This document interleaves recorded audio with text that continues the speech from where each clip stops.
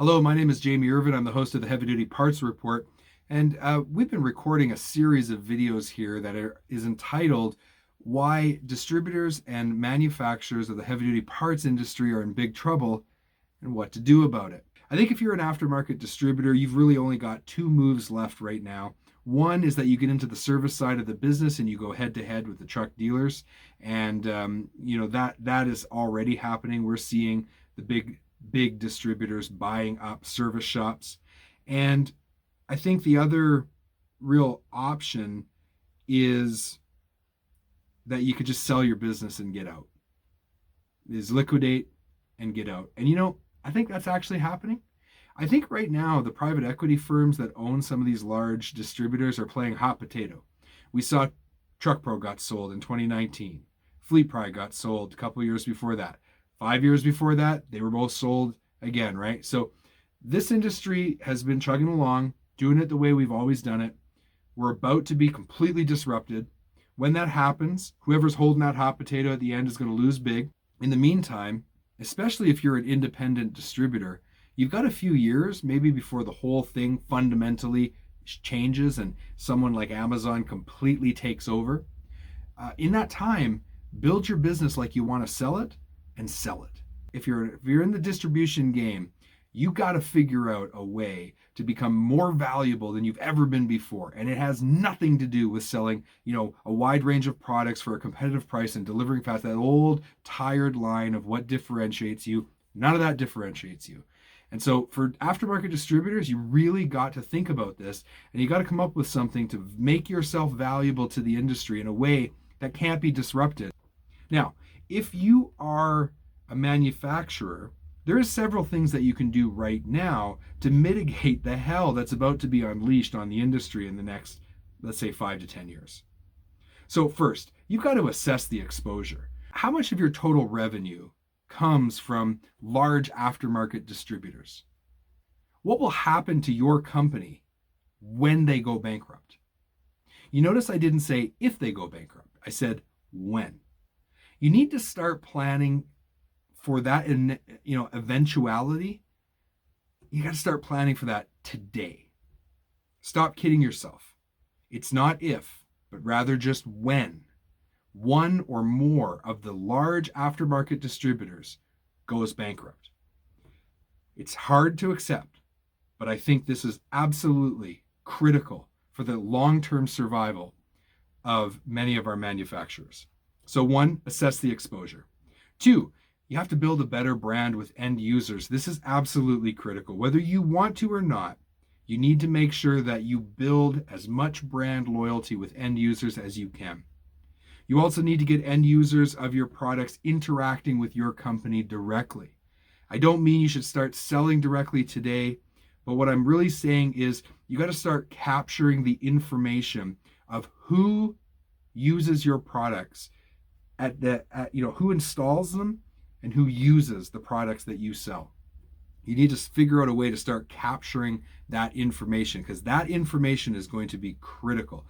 And it's really important for you as part of your brand. You have to provide your end user customers with a lot of value, right? So value can be defined many ways, but you have to make sure that you allow those end user customers to define value for you. Don't sit in a boardroom and come up with what you think or what your salespeople are telling you the industry thinks your company, the way your company produces value. Don't rely on that. Stay away from small focus groups. Really focus on the end user customer. Get to know them as well as you can. Get them to understand the value your brand brings to the marketplace. Get them demanding your products and find out who they are, as many of them as possible, so you can build up a list so that if you need that information down the road, you have it. And if you start today, you can get a lot of that information before all of this comes crashing down. It's time to be a leader and to radically accept reality. Now, this is my area of expertise, actually. If you want someone to consult with your company and help you develop your brand and reach your end user customers, you can reach out to me. Okay, let's move on to the third thing you can do. Find as many niches, or if you're in Canada, niches, as you can.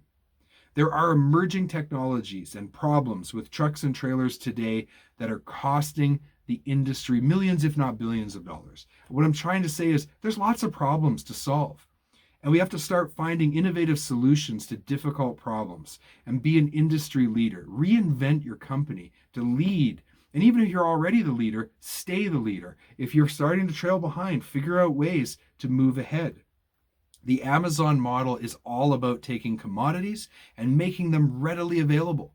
So solve problems with solutions that aren't easily turned into a commodity. Very, very important as part of your overall strategy. 4, embrace technology. Stop resisting. These changes are coming. The way people want to buy is changing. People want the power in the palm of their hands. They want to be able to pick up their phone, push a button, and have the parts show up. It's just the way it's going to be in the future. So embrace communication tools used by the younger demographics, right?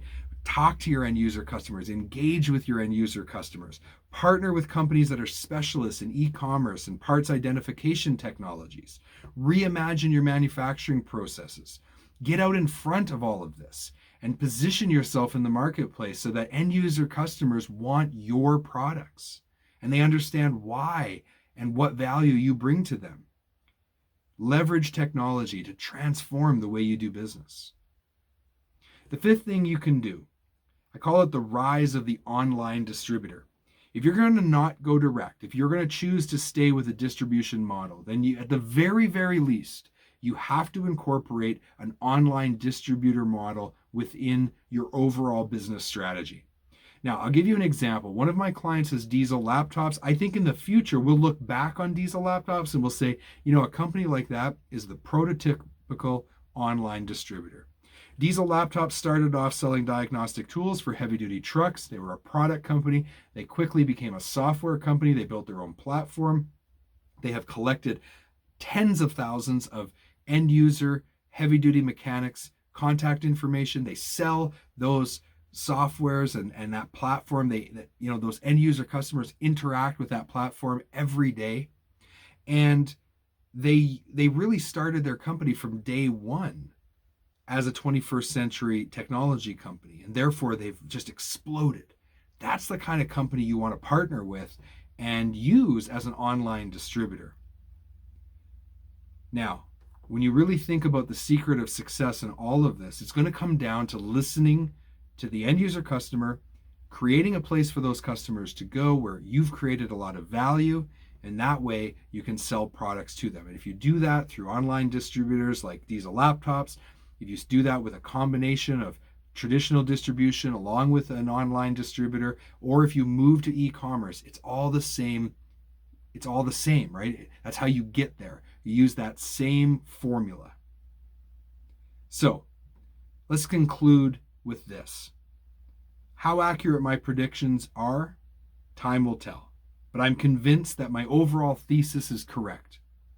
The traditional distribution model is coming to an end in our industry. A manufacturer is going to use the Amazon model to start the disruption. I think eventually they're going to try to sell to Amazon themselves. I think distributors will go bankrupt. And sadly, I think some manufacturers might as well. Now that's all the bad news. But the good news is that Steve Jobs once said that death is a gift because it clears away the old and makes room for the new. And I take that to mean that although the traditional distribution model is going to end, there will be opportunities for those that position themselves now to capitalize on those changes, to provide exceptional value to the industry, to reimagine how they will serve the heavy-duty parts industry. My name is Jamie Irvin. I'm the host of the Heavy Duty Parts Report. If you'd like to discuss how your manufacturing company can navigate these unprecedented times, reach out to me. You can schedule a meeting. I've included a link in the notes of this video. Thank you for watching this final segment, and I look forward to working with all of you in the future. You can watch our next video, and don't forget, subscribe to the YouTube channel.